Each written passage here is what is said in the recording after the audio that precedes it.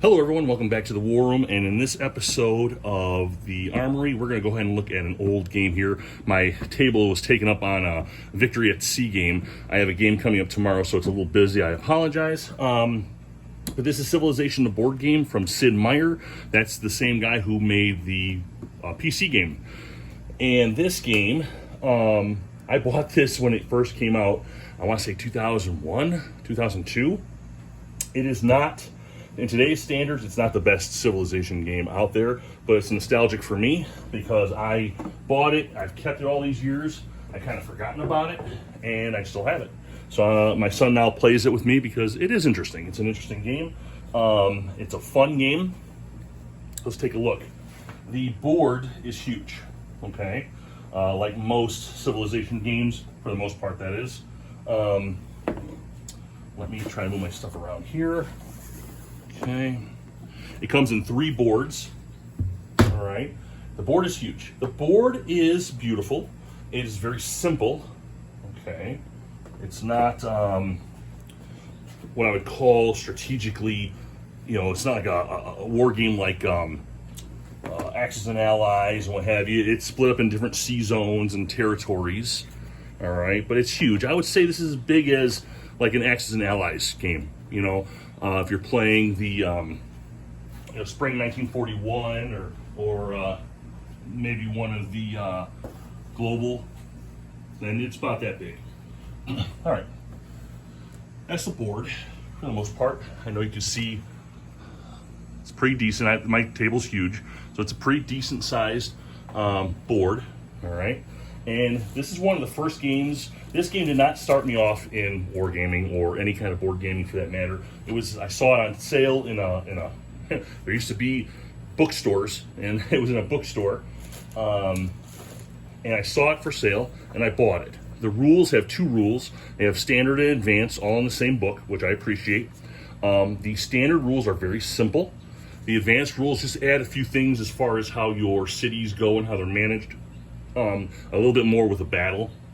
Battles in this game are terrible. I'm not going to lie to you. All right, let me try on some light here so you can see. All right, battles in this game are terrible. It's basically a rock, paper, scissors type style. If you move into a region, you take your units and he takes his units, and the rules say use the rule book for a blinder, and you'll pick a unit. And you'll put him behind the blinder, and he'll pick one, and you lift it up, and then you deal with the battle. It's really terrible. It's very slow. I think when I remember my last game, which was years ago, I used dice, and I just like infantry's 1 die, and if they beat you, he rolls higher than you, then he beats you. You can definitely home rule it. There are red, yellow, blue, green, purple, and then there's gray. So 1, 2, 3, 4, 5, 6. So up to 6 players. You'll place your units out into the world. You get the settlers. You get the settlers just in the video, like in a video game. Okay. Now this guy's a flag bearer. He's used to mark your armies because all the armies are the same color. Okay, they're gray. For example, this is your medieval guys. Here, let me show you. Let's start with the ancient ones first, right?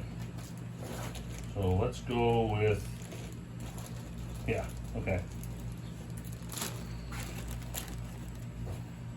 Okay, now this is you start in like the beginning of time here. There's your horse with a spearman, okay. You also have your little ships. Let's see here. Yeah, you got your little Viking ships. This is your first era type units. I hope you can see that clear enough. All right. You got a catapult. All right. What else do we have here?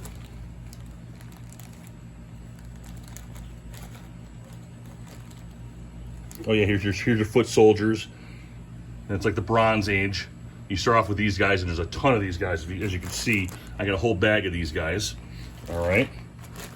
Put these guys back in here, and then you move up into your medieval age. Here's your galleon, and you have knights.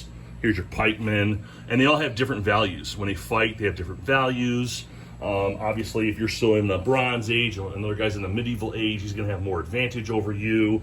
And it goes into the Iron Age, where you have muskets, big giant sailing ships.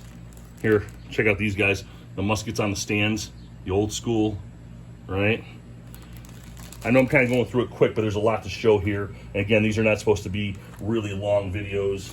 And then finally, you go into the modern age, and you've got, here's your tank. Really cool pieces. There's tons of pieces in this game. It was one of the first games I bought where it had lots and lots and lots of pieces. Just tons of them. Here, artillery. It almost looks like something from Axis and Allies, right? Really cool pieces. If you want a game that has cool pieces, it's definitely a cool game for that. And there's tons of them. I don't think you'd ever spend time painting these because there's just so much. But yeah. So all these pieces are gray, and then you just simply put a banner with your color with the pieces that are on the board. And then that marks your army. All right. And then, if you know the game, like I do, you'll know then there's also cities, right? You start a city, you have a, here's your settler, just like the PC game. He can walk a great distance. He's great for being a scout, but also going around and taking the different regions. And this is how you start. You spend this guy by getting rid of him, and then you can start cities, right? You start with the small ones. Oh, there's actually smaller ones than this one. Yeah, here. Okay. You got the small little village, then you go all the way up to the metropolises. All right, not bad. And each time you start up a city, you set them up with these city cards.